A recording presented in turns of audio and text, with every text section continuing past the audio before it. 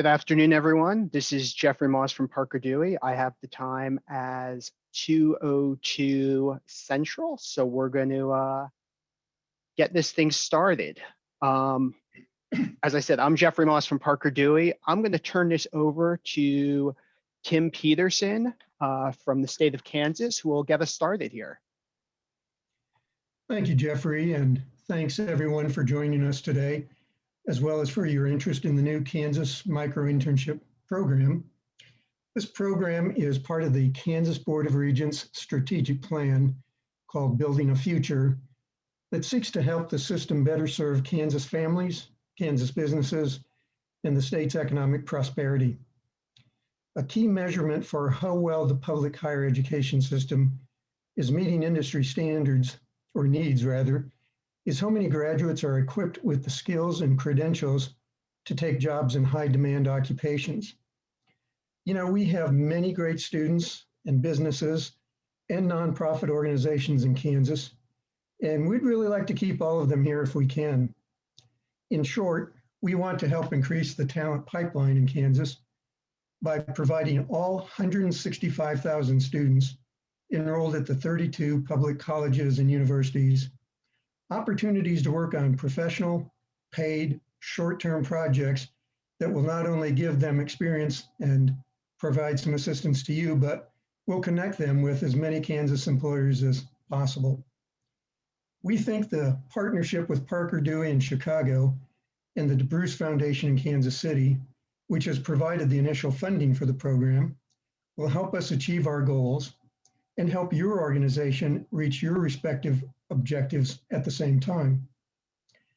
I'm not sure, but I think this new initiative is the first statewide micro-internship program in the nation. And if we're successful, it won't be the last. Please feel free to contact us anytime after today's webinar. And thanks again for your time and interest. And now, Jeffrey, it's back to you. Thanks so much, Tim. And it truly is an honor to collaborate with the state of Kansas, the DeBruce Foundation, and the colleges and universities across the state of Kansas. It's really a true honor. And as Tim said, we're really excited about what we're going to do in Kansas, but we're also really excited that Kansas can be the showcase for the rest of the country, really on how companies and organizations and nonprofits and universities can collaborate in a way that creates better opportunities for local businesses, for early career professionals, and really for entire communities. So huge thanks to Tim and the rest of his crew and our friends at the DeBruce Foundation for all of the support.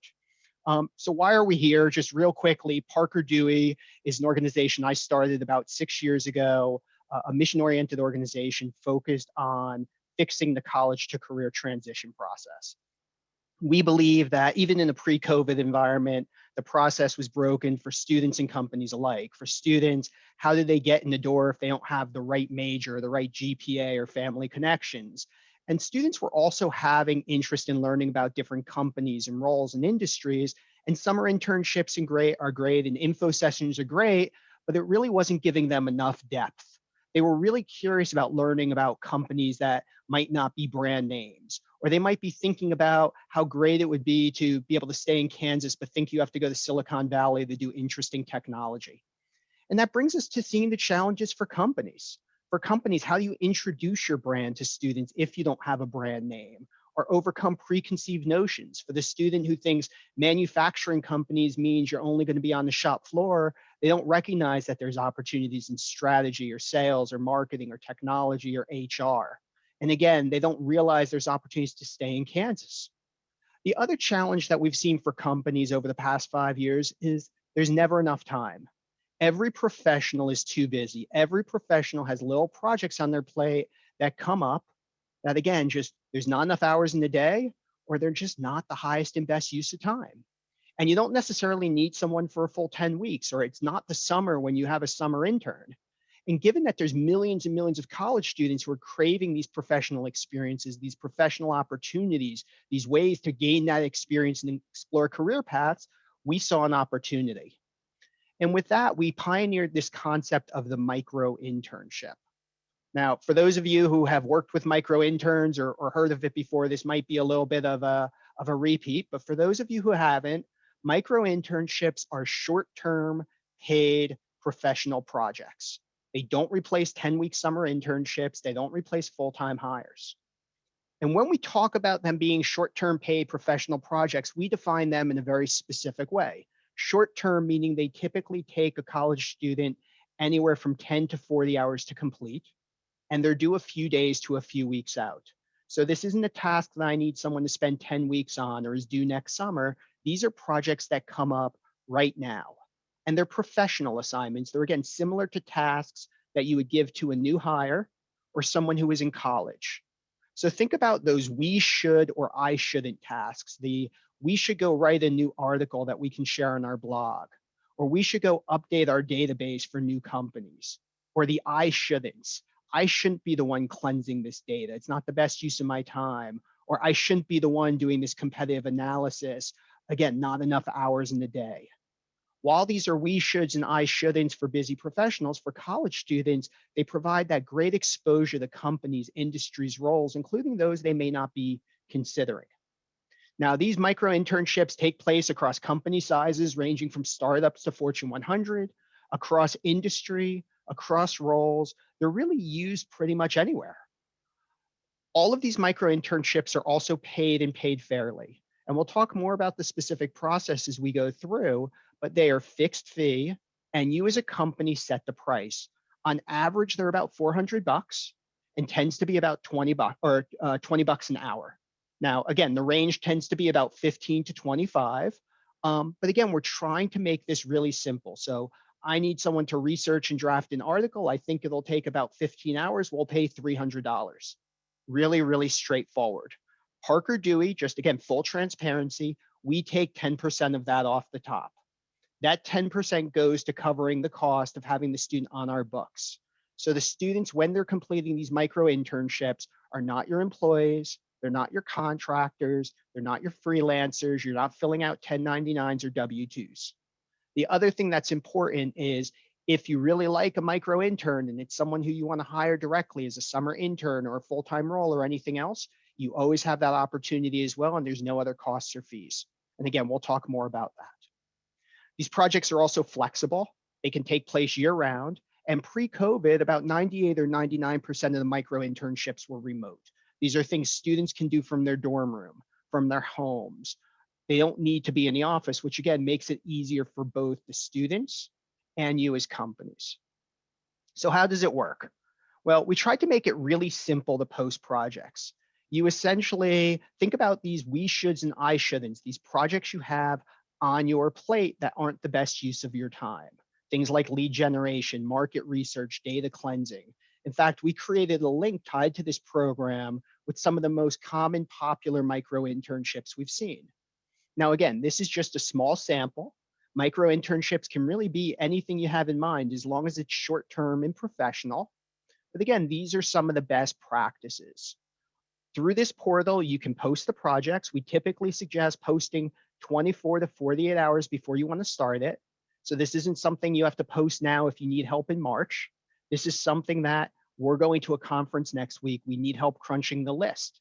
We want to get this article out. We need help writing it, and we need it on our desk by next week. Those are projects you can post right now. So for busy managers or busy professionals, again, this provides a great way to get that work done. And not only does it help those busy professionals get the work done, but for those of you on this call who are focused on campus recruiting or recruiting in general, this is a great way to assess key skills. A sales role, for instance, some of the key skills are research, attention to detail, problem solving, intellectual curiosity. One of the things we've done is really unpack some of those key roles and highlight how they can be demonstrated through specific micro internships. So again, it's a great way to almost get a test drive.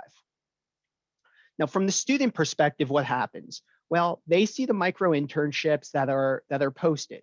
They see a description of the company. They'll see a description of the project, when it's due, how much they'll be paid. So in this example, as I said, the company posted it at $300.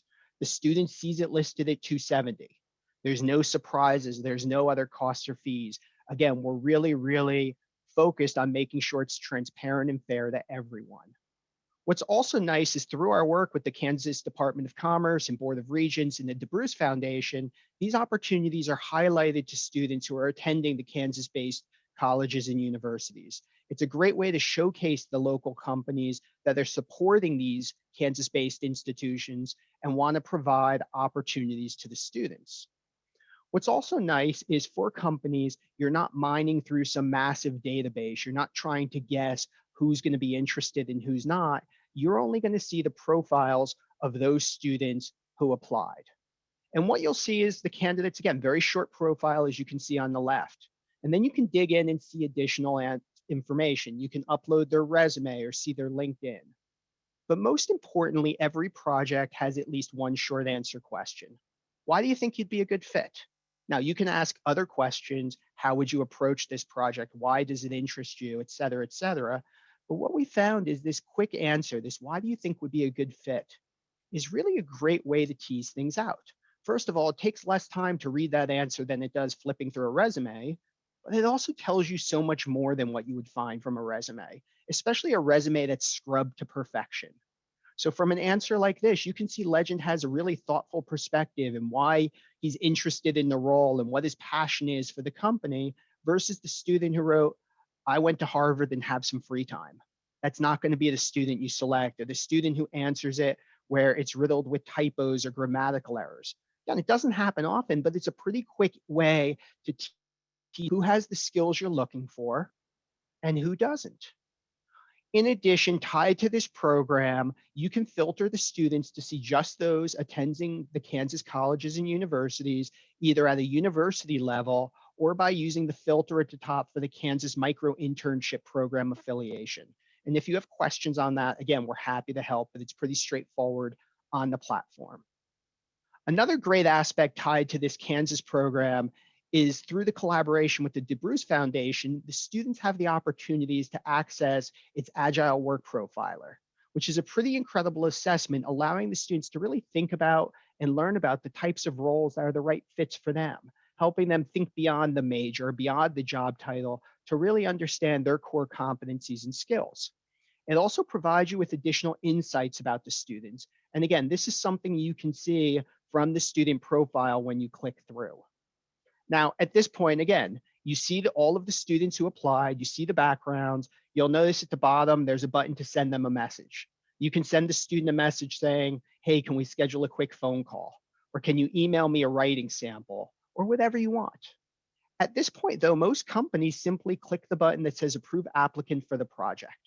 Given the short-term nature of each of these micro-internships, we tend to see companies not going through a long, drawn-out process of interviews and phone screens and everything else. Think about this very much, for those of you who are involved on the recruiting side, think about this very much as the top of the funnel. It's a quick way to get to know someone like Legend, to build your brand with him or her, to start to develop that relationship, and to almost test drive and assess before investing the time in the interviews, before trying to guess who's going to be the right fit based upon a resume. So again, once you select a student, we handle everything else. What will happen is behind the scenes, you'll get an email with the direct contact information of the student, and you can engage them however you want. So what a lot of organizations will do is they'll schedule a quick phone call. Hey, Jeff, would love to chat about this project. Can we hop on a call? You might give additional details about the project. I'd like you to write an article, and here's 2 or 3 samples so you have an idea of what we're looking for. Or here's an outline I have in mind.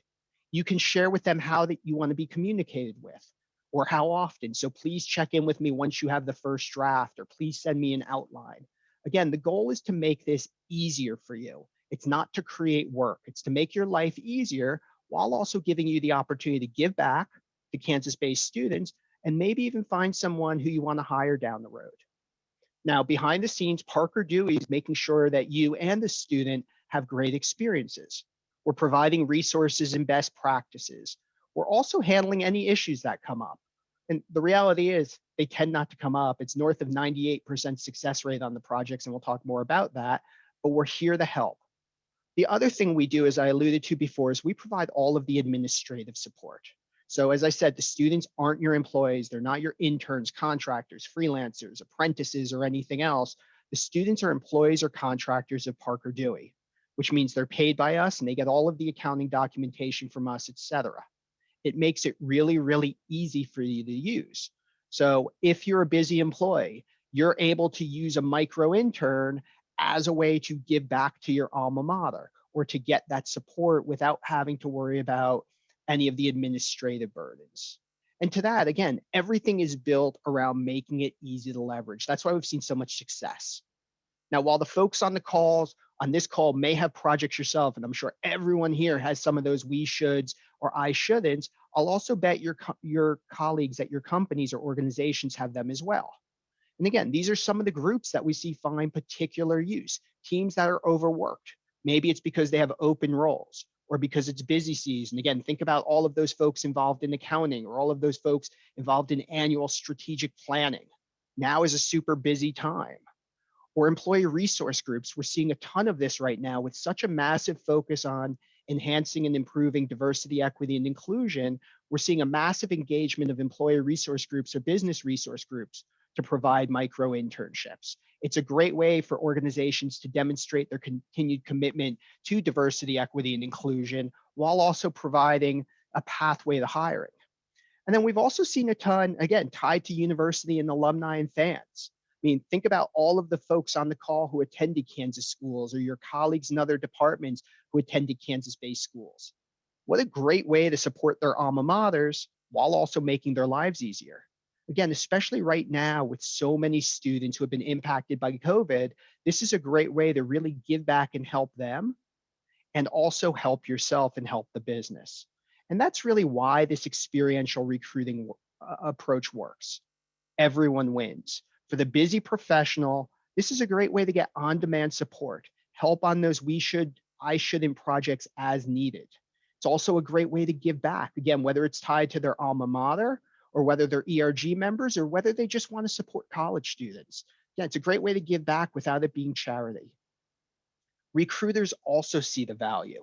They like the fact that they're getting broad access. They're able to engage students who they may not have been able to reach through their traditional methods, may not be attending the quote unquote focus schools, may have preconceived notions about the company or brand and they're not applying, may have a GPA that's below the 3.5 threshold, but haven't taken into account that it's a student athlete or someone working a part-time job. Again, this provides a great way to access and engage those students, but it also provides a great way to assess them, to mutually assess fit, to test drive.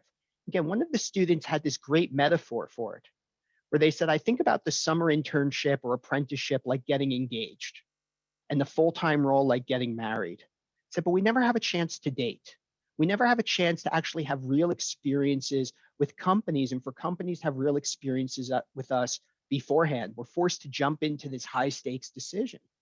And that's very much how organizations think about micro internships is job dating. It's a way to get to know students you might not otherwise be considering, again, based upon major, based upon GPA, and for students to get to know companies that they might not otherwise be considering based upon flawed preconceived notions or lack of awareness about roles. And as I said, students really value these experiences. As they told us this past summer and continue to tell us, they're sick of the online info sessions. They're sick of the virtual career fairs. They're not interested in participating in these events. They're zoomed out and they're not reading the emails. They're getting thousands of emails every day. They want something authentic. They want real experiences. They want real opportunities to engage with companies, to learn about roles, and to showcase their skills. And that's why the impact is real. So not only are students landing great jobs from this, but they're sticking around. So I'm not sure if folks have seen the data, but about 55% of all recent college grads leave their first job within the first year.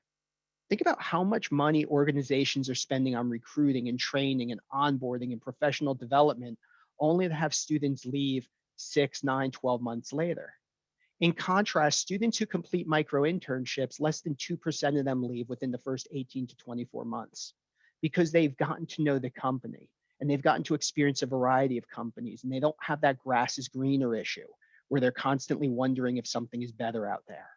They get to make that decision before accepting the internship and before accepting the full-time role. What we also found is this truly levels the playing field and provides access to all. So again, of all recent college grads, over 45% are under unemployed. In contrast, for those students who complete micro-internships, about 96% are professionally employed upon graduation. And we're still sort of bummed out about that other 4% we're working on it, but we feel pretty good. We feel pretty good about it, especially relative to the overall statistics. We're also really proud of the fact that over 80% of the micro-internships are completed by students from underrepresented populations. And the fact is the network is growing. We've seen over 800% increase in the micro-internship network in the past year. So as we push towards the end of the discussion, I want to hit a few of the most common asked questions, and then we'll make sure we have time to answer the questions that have come up along the way. One of the big ones, how does the payment process work? Again, we've made it really simple. You post a project and set the price. There's no payment. You select a student. Once you select a student, we will invoice you for the payment amount. So again, you post a project, that's $400. You select 2 different students to work on it. So you want 2 students each writing an article. We'll invoice you for the $800 or whatever the number is. We hold that in escrow. So again, we're holding that until you tell us the project is complete. Once you tell us the project is complete, we pay the student. And again, the student gets 90% of that. So in each case, the student would get $360. If there's any issue along the way, if it's one of the sub 2%, you always have the opportunity to pick another student, or we can just refund you. And then in the case of this program, you can submit the form to receive the micro grant tied to it. And again, there's a link to it in the presentation, and I know we'll share it as well. And that, again, through the generous support of the DeBruce Foundation, they're providing the opportunity to have up to $250 for each of 2 projects paid for through the foundation tied to this mission if you select a student from one of the Kansas-based institutions. And again, happy to answer other questions about that. A few other frequently asked questions that we get. First of all, students do really well on these projects, on these micro-internships, because they are inherently motivated. They are signing up proactively. They're excited to work on these projects, which is why over 98% of them exceed expectations. They have great experiences over and over and over again, as do the employers. You also define the project and set the price. And again, really, really simple. You saw we have some templates. That's just a small sample. If you have other ideas, other projects in mind that you don't see, just ask us. Chances are we've seen it before and we can help you craft it, or you can craft it yourself. And we have an incredible client success team that monitors all of those. So if we see a project that looks like it's out of scope, we see a project that sort of wasn't a well-defined end, again, we'll give you feedback. So just as an example, please don't post a project that says, I need marketing help. That's not a well-defined project. We hear you, we get it. A better example would be, we need marketing help and specifically want someone to write an 800 to 1,000 word article. Or we need marketing help and need support on creating a social media calendar or conducting a competitive analysis of our 10 competitors in this space. Again, really, really well-defining the project leads to great outcomes, both for you and the student. But again, we're here to help. Don't stress out about it. We'll make sure everything goes perfectly. And then the second big thing when you're posting a project is make sure it's a fair price. So again, if you're using the pre-scoped projects, we have our recommendation. Where we get concerned is if we saw a project posted where you think it's going to take 20 hours and you want to pay the student $50. We just want to make sure we're treating the students fairly and no one's being taken advantage of. And if we see that, we'll follow up with you and make a recommendation. Again, on average, it's about 15 to 20 bucks an hour, but it's fixed fee. Again, no back and forth negotiation, no bidding, no wondering if I should take the high cost or low cost. And because it's fixed fee, there's also no stress about actual number of hours. So if you estimate the project will take about 15 hours and you're going to pay 300 bucks, well, if it takes the student 14 hours, you're paying the same. If it takes the student 17 hours, you're paying the same. There's no, again, everything is built to be stress-free. And then from a logistical perspective, as I said, and I'll continue to hammer this home, they're not your employee, they're not your intern, they're not your contractor. They are employees or contractors of Parker Dewey. They work for us, we pay them. You can engage them as much or as little as you want, but they're our employer contractor. So one of our clients described it like Kinko's, which at first I was a little bit about, because the students are doing real work. They're not making copies. But when you go to Kinko's, the person making your copies is not your employee. They're not your contractor. It's just you're having Kinko's make you copies. Very much the same structure. In addition, all of the students are under NDA and assignment. So the information is held confidentially. In 5 years of doing this, knock on wood, we haven't had any issues, partially because the projects themselves tend to be like low risk, low stakes. You're not sending over a list of social security numbers, but also the students get it. They recognize that this is real life, and the NDA has some real teeth. I mean, if a student violates an NDA beyond normal sort of protections, they're also risk violating their university's code of conduct and really putting their transcript at risk. So again, no issue. And then last, there's no, I said this before, but really want to drive this home. There are no temp to perm fees. There's no conversion fees. There's no reason to cheat, no cheating. Again, you sort of want to work with the student directly. Awesome. Awesome. We want that to happen. We want you to make a full-time hire. We want the students to get internships and full-time roles. We want them to be very blunt about it. We want them off the platform. We want them to accept a great full-time role or internship with you. Because guess what? There's millions of additional other college students who are hungry for these opportunities. So we don't, and we never will charge any kind of a conversion fee. We're not a staffing firm. And that's why I'm really, again, proud of the impact that we've seen, that these small experiences really have big impact. Companies are seeing students who wouldn't otherwise apply. They're creating new roles for students. And it's truly leveling the playing field. And while some of the companies on here are big names, again, Microsoft and Pepsi, who we've all heard of, I really direct your attention to a company like M. Holland. M. Holland is a company probably no one on this call has heard of. It's a plastics manufacturer and distributor based in Illinois. And they talk about the fact that they had challenges recruiting on campus because students hadn't heard of it, especially a student that wasn't pursuing a degree tied to plastics manufacturing. And what they found was these micro-internships became a great way to engage students for marketing, strategy, accounting, sales roles. And really, they talk about the fact that now this is their competitive advantage in campus recruiting. It helps them get to know students early in the process, early in the student's academic career. It helps them build their brand on campus or engage hiring managers in the process or drive diversity or lower cost. And also, again, most importantly, it provides this way to mutually assess fit.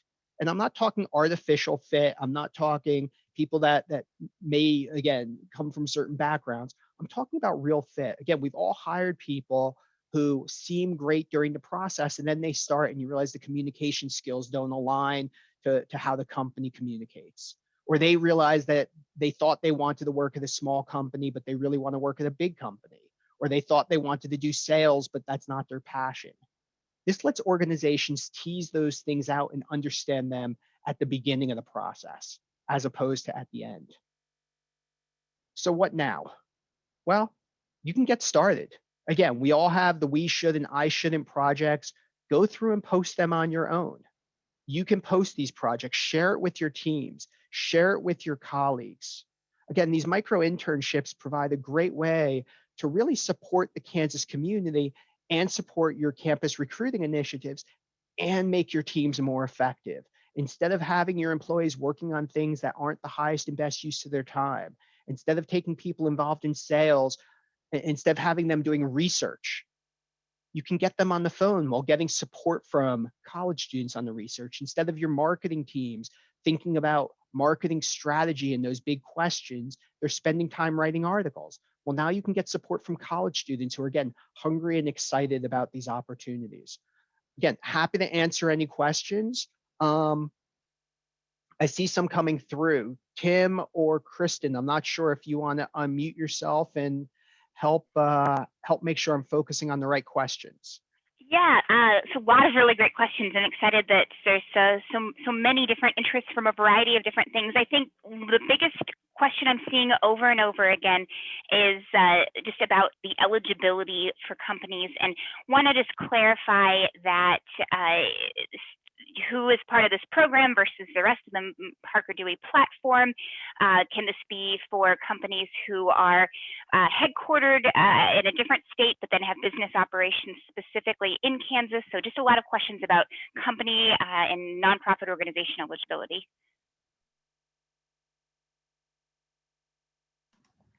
Yeah, this is Tim. Just I've been trying to follow the questions in the chat. One of the questions was if a high school student is enrolled at an institution through what we call the Excel program or concurrent enrollment program, if they've not yet graduated or finished high school, they're not eligible. Part of that is an age issue and part of it's a liability issue. So they really do need to be, a either typical freshman or above, or an adult student. They can be a part-time student. They simply need to be enrolled at one of the 32 public colleges or universities. As far as the employers, as I mentioned at the outset, we really want to connect Kansas students with Kansas employers. That said, if there's a company that, is in Kansas City, Missouri, or Springfield, Missouri, or whatnot, any place else, but you have a significant part of your workforce that resides or is somehow located in the state, we'll certainly consider you as a potential candidate for the micro grants. But our focus is primarily Kansas organizations. So I hope that helps clarify that issue. And Tim, just for my clarification, do they need to have headquarters in Kansas or a location in Kansas? Ideally a headquarters, preferably at least a location. But if it's a company like Parker Dewey, where you have people all over the globe, if you've got a significant number of employees that actually are residing in the state, we'll certainly consider that. Now, we've left that a little bit vague just because this is a pilot. We're just getting started and we want to kind of see how this pans out. I might also just mention, I think, Jeffrey, you may have mentioned this as well.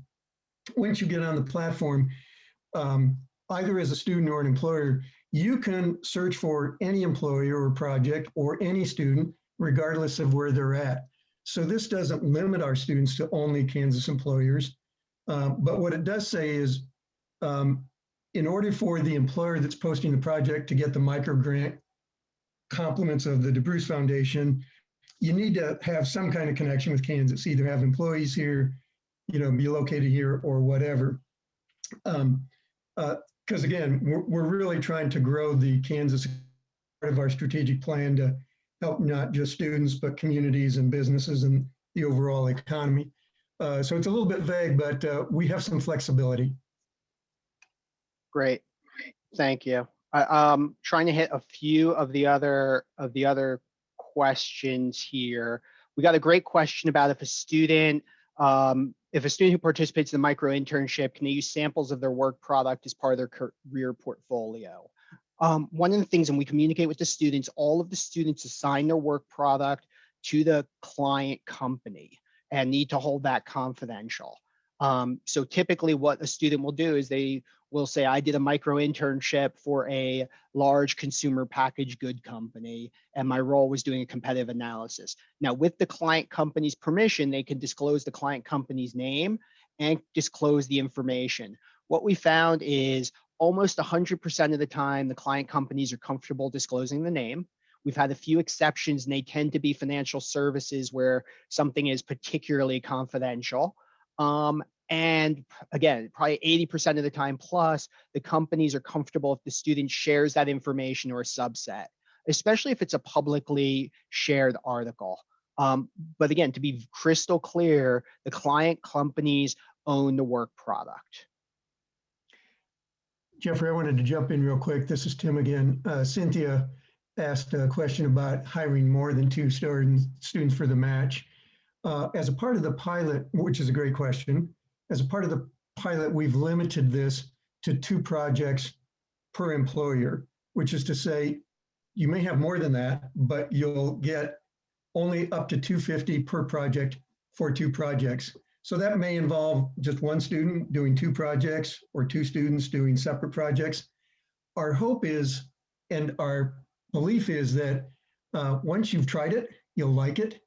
And while we do hope to get some additional funding to continue that incentive package, as I hope Jeff has made clear, this is really a pretty good return on investment. So if you try it and you like it, even though you may have exhausted the 2 micro grants, my guess is you'll want to continue to take advantage of the program because there's, quite honestly, there are more students and projects out there, probably.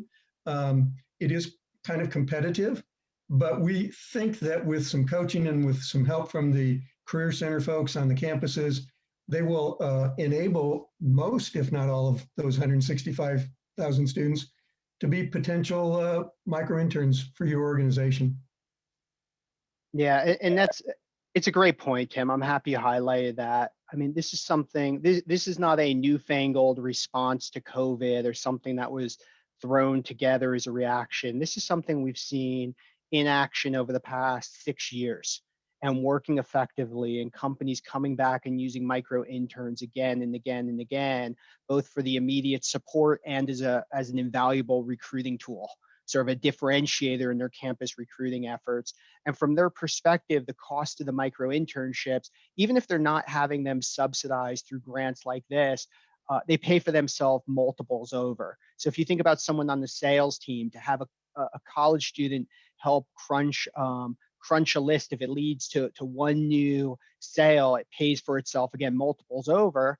And again, a $250 or $300 project may be less than what they're spending on a business dinner with some prospective clients. So the ROI is definitely there. And then from a campus recruiting perspective, the NACE data shows the cost per hire is over $6,000 per hire. And even if you pull out some of the HR costs, it's still close to $2,000 per hire. Even if you have 3 micro interns working on projects, ignoring the value of the work themselves, you're still, and it leads to 1 hire, you're still getting a better return on that. So the ROI, to Tim's point, is definitely there. We did get a question about the percentage of students working remotely compared to being at the company. Pre-COVID, I think I mentioned it was like 97, 98, 99% remote. What we found is it tended to be better for the company. So if you're a company based in Kansas City, here's a great way to engage a college student who might be at school in Lawrence. Now, they obviously can't come into the office every day to work on a project. It just doesn't work, but they can work on a micro internship. And if they want to return to Kansas City upon graduation, it's a great way to build that relationship. Plus, you're not worried about where they're going to sit and everything else. Parker Dewey does have insurance, but again, the students are independent contractors. It's tended to be not an issue. We're happy to talk with you if you have specific questions about it. But again, the micro internships tend to be more, I'll use the term white collar or gray collar. So an example of a not good micro internship is we need someone operating a forklift on the shop floor. Not a good example of a project, not an example of something low risk, short term that you're willing to give to a college student, just because they haven't had the proper training in operating a forklift. How are students recruited and how is this marketed to students on campus? My tongue-in-cheek answer is it's not, but that's a little bit tongue-in-cheek. The reason I say it though is every one of the millions of college students on the platform is at Parker Dewey because they want to be. We don't market to them. We don't send them emails. We don't beg them to join. We actually, and one of the rules for the platform is even with our university partners, and Kansas is a great example. They've been a tremendous partner. One of the rules is they're not allowed to require it of the students. They can nudge, encourage, suggest, but every one of the students is on the platform because they want to be on the platform. And that's important because as an employer, it ensures that you have a great experience. It's not a student doing it because they need course credit or because they're being forced to. They're working on these projects because they are hungry for these professional experiences. That said, again, through this program, we're able to ensure that students from the Kansas schools who are on the platform are aware of these opportunities. I alluded to before some of the secret sauce that we use to do that, to make sure the students are aware, to make sure we're nudging, to make sure we're promoting. So again, we're really able to make sure everyone has a great experience. We got a question, can the student be dropped in the middle if no progress is made and select another one? 100%. Again, rarely happens, but in that 2% that don't go as well, we might hear a student ghost. The student doesn't show up. We've seen cases where a company posts a project and plans to pick a student on, I don't know, February 1st, and it's now February 15th. And then they select the student and the student's no longer available because they're in the middle of finals week. You can always pick a different student. All you have to do is notify us and we're happy to help handle it. again, what we found is everyone has great experiences. Jeffrey, let me, if I may, just jump in real quick on a couple questions. The first is back to the Please. recruitment. Just this past week, we did send the information to the 6 state university student presidents. So they're going to be distributing it through student government. I don't know that we have a list of that at the board office for the 19 community colleges and the 6 technical colleges or Washburn, but we would certainly be willing to share that information with them. We also have enlisted the support of the chief academic officers. All 32 of those chief academic officers, VPs for academic affairs, provost, have received the information. Last week, we had a seminar similar to this for the respective career center personnel and have sent out to everyone the recording of that and the slides. So there will be some marketing here. We also want to work with academic departments, whether they're general education or business or engineering or fill in the blank, because I think a lot of faculty have close relationships with their students and that they will want to really encourage students to take advantage of this. The other quick question is Nicole asked about paperwork for the form or the grant. That's kind of a post-project. So once the project is completed and you're satisfied with it, we'll get verification of that from Parker Dewey, but there is a simple form and there's a link to it. And if it's not working, please let me know because we'll get it fixed. It's about 5 or 6 questions. What was the project name? Who was the student? Where was he or she enrolled? Where are you located? How many employees do you have? How much did you pay? It will take you less than 5 minutes to complete that form. That'll come to me. I'll look it over. If I have any questions, I'll get in touch with you. If I don't, I'll turn it into the finance office to get you paid as quickly as we can. And Tim, sorry to put you on the spot. We didn't talk about this beforehand, and apologies. But if there's this, is it possible for a company, just as I'm reading through some of these questions, is it possible for a company to get sort of pre-approval or directional approval if they say, again, they fill out the form and they just want to confirm that everything is on target, to sort of have comfort that assuming it's done as expected, they'll be able to get reimbursed? Sure. I think the way that I would recommend doing that is take a look at the request form first, but rather than completing it, just shoot me an email to the micro-interns@ksbor.org, and I'll be happy to take a look at it and say, yeah, I don't see any issues here, or we may want to talk about it. Thank you. And again, sorry to put you on the spot. I saw that question coming up, and we hadn't, again, candidly, we hadn't thought about it beforehand. I think it's a great question. The goal here is to make sure that that everyone's having a great experience and that the resources are there for you, but also that the projects are being done in line with the goals of the program. Again, supporting great Kansas companies with great Kansas students who are attending great Kansas universities. So again, we're excited. The other quick caveat, Jeffrey, on that is, again, it needs to be a Kansas student. So if you're, let's say you're located in Wichita and you have somebody from Missouri, Columbia apply and they do it, that's great, but they're in Missouri, not Kansas. So we're not going to give you the grant to help Missouri. If you, and back to Tim's point, if you have questions along the way, email, shoot us a note. We're happy to help. We are, this is, as I said, the first program at the state level across the country. So some of this is us learning as we go. Again, micro-internships are well proven, and we know the success of them, both for getting work done and hiring more effectively and supporting communities. But again, these questions are wonderful, and we're excited to collaborate with everyone to make sure it's as great of an experience as possible for the companies, the universities, and the students. Any other questions that we're missing here? Tim or Kristen? Oh, go ahead, Tim. Another Kristen noticed that the website says $100 payment. My bad. I noticed that the other day, and I've put in a request to our communications director to fix that. That was an early iteration of it. didn't get corrected, so thanks for catching that. I don't know how long it'll take us to fix that, but it is $250. It's not $100. Good question. These are all great questions. Kristen, was there another question that came up? Yeah, that was the one that that definitely want to make sure we addressed live. And then the other one I just want to clarify, and again, good Tim question, is those who are part of Kansas work study programs, if those would be eligible for this and where they perhaps could fit in.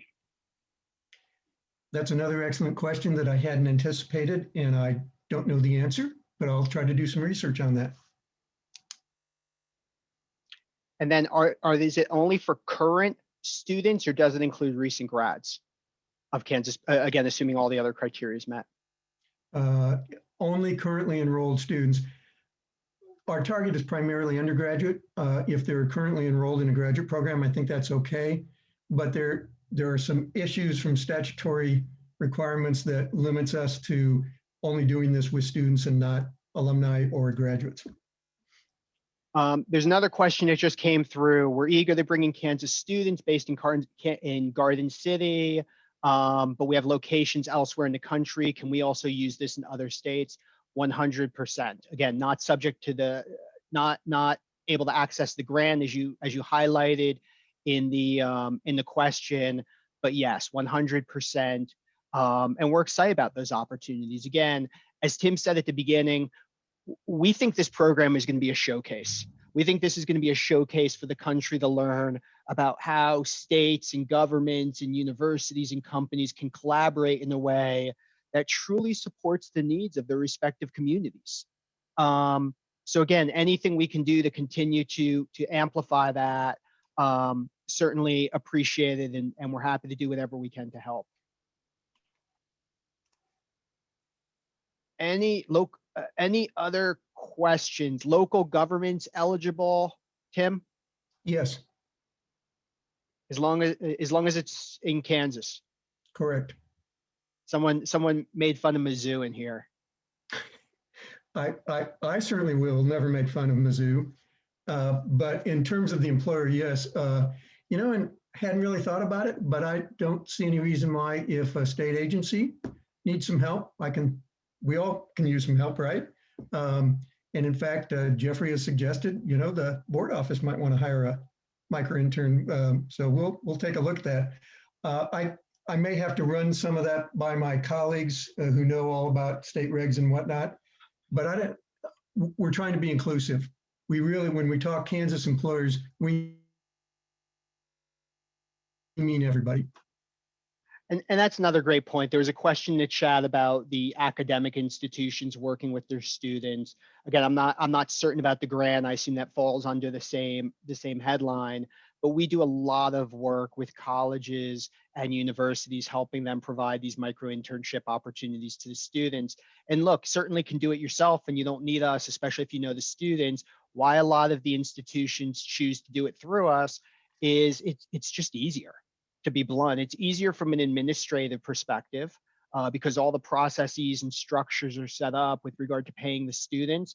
And it's also easier from called a platform perspective, because there's so many examples of micro internships, because so much of it has been structured in all of the best practices, it usually leads to better outcomes. So for an employer relations team at the university, we know the career services teams are all overworked. How great would it be to be able to engage one of your current students to help create an email campaign, to engage alumni to come back to the school? How great would it be to engage a student to create social media content, highlighting the benefits of your program, or writing an article? Again, all of these are great examples where we've seen schools using their own students on these micro internships. And again, I'm sure we'll have more color on if the grant applies to, again, a state university using one of its students. I think we hit all of the questions, unless Kristen or Tim tells me otherwise. And no, again, please go ahead. please. No, I just want to do a quick shout out to everybody who's already filling out the form and posting projects, because this is happening in real time and very, very exciting to see the enthusiasm. Wanted just to clarify that the screenshot that you see in front of you, by filling out that form, that's going to Parker Dewey so that we can help you with scoping out the different projects. So if you do have questions about would this be a good project, if we can help you get that project up and running, whatever the case may be, that's a good place to start. Or you can scroll down a little bit and see some of those pre-crafted projects. And as Jeffrey shared, we've done this for over 5 years and have seen lots and lots and lots of projects. So we're happy to help scope, or really whatever set of hands that you might need. And there was a great first, thanks for clarifying, Kristen. Second, there was a great question that just came through to help the companies in Kansas. We list all the projects sponsored by the micro-internships and who's done what to help connect and recruit the students in the future. Just to make sure I'm understanding the question, we can certainly highlight your company and your organization or your university. We are happy to do it. We will never do it on our own, meaning we aren't sharing names unless you proactively want us to. And that's why if you visit our website, it's not riddled with company or university logos. We take this stuff very seriously. We're not trying to take advantage of anyone else's brand. We're certainly happy to showcase those organizations that are providing micro-internships and feature them when they're talking about it. So again, if you let us know that you want to be featured and highlighted, 100% yes. What we won't do, again, unless we have permission, is highlight the specific students. We take student confidentiality incredibly seriously.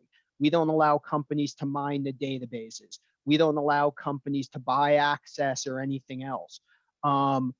We want students to control their profiles. We want to make sure that the only organizations that are seeing a specific student is if the student has proactively applied to that project.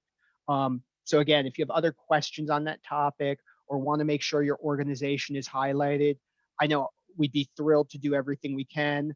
And I don't want to speak for the state or DeBruce Foundation, but I'm confident they would be thrilled as well. And assuming there's no other questions, again, first, thank you so much for all of the time today and for joining us and taking time out of your schedule. Second, to a question that just came up, where the students sign up, we'll share that link as well. We didn't share it on this one because it was more focused on the employers and organizations, but we're happy to share that, and we'll share it in the follow-up.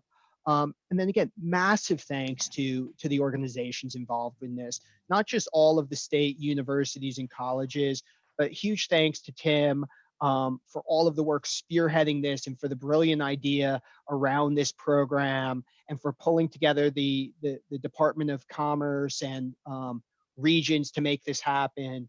And obviously the DeBruce Foundation, their generous support to this mission is just incredible, and the entire team there. Hopefully it comes across in this discussion, but me, Kristen, Tim, the entire Parker Dewey team, the entire DeBruce Foundation, and organizations involved in this, we're all doing this because we're passionate about it. We're all doing it because we believe in the mission, and we're looking for better ways to help connect college students and recent grads to amazing companies, and providing great ways to help amazing companies get to know students and build the relationships and hire more effectively, and help communities keep talent in those communities, and support the universities, especially as universities and colleges continue to come under attack, continue to support those universities in building the relationships and ensuring their students and recent grads get great jobs, and ensuring that their students have the opportunities and appreciate the value of the skills learned in the post-secondary institution, especially for those pursuing majors that don't sound like job titles, how they really hone those core skills like problem solving and communication. So again, huge thank you to all of the organizations involved. Really appreciate everyone's passion and support for this. And I'm so excited to be able to report back in a couple of months, sort of the impact of this program. And I'm so hopeful. The initial funding is out of money, and there's a whole bunch more that follows it because of the wild success. So thank you, everyone. And with that, this concludes the webinar. Oh, Jeffrey, please. Just real quickly before we sign off, I'd like to mention that we actually will do a webinar like this for students on the 19th at 1 o'clock Central Time, compliments of Kristen. And also, just as a final footnote, I've been in higher education now for over 40 years. And I can honestly say, largely in continuing education and working with business and industry, I can say I've worked with a ton of vendors and quite a few foundations in those 4 decades. And I have yet to see anyone quite as good as the work that you do and the work that DeBruce does. So thank you so much for partnering with us. It's our pleasure, and it's 100% Kristen. She is absolutely amazing. And again, look, we're all passionate about it. We're all doing it because we love it. But again, thank you. That means a ton coming from you. And with that, this officially concludes the webinar. Have a great rest of your, what's today? Thursday. Have a great rest of your Thursday.